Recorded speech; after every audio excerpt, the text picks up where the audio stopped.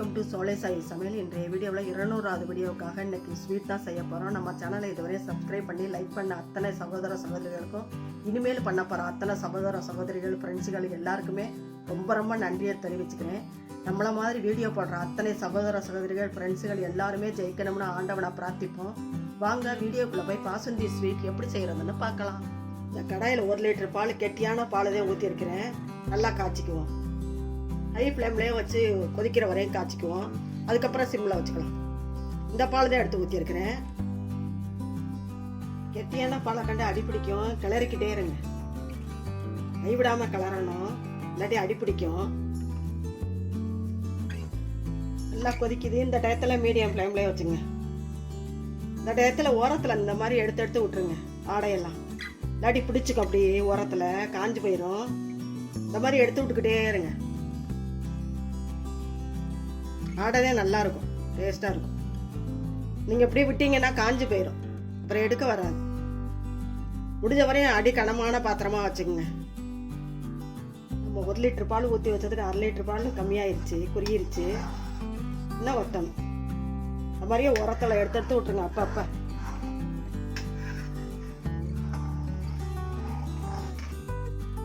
நல்லா வத்திருச்சு. இந்த டயத்தில் குங்குமப்பூ போட்டுக்கலாம். நல்லா டேஸ்டாகவும் இருக்கும், கலரும் வரும்.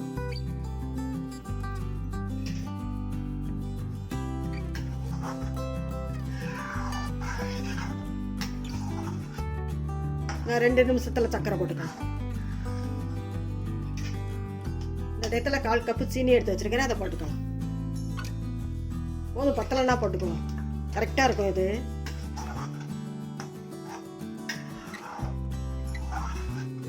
சீனி கரையட்டும். கொஞ்சமாக ஏலக்காய் தூளும் போட்டுக்கலாம். ஒரு பிஞ்சு போட்டால் போதும், ரொம்ப போட்டால் அதோட வாசனை தான் வரும். ரொம்ப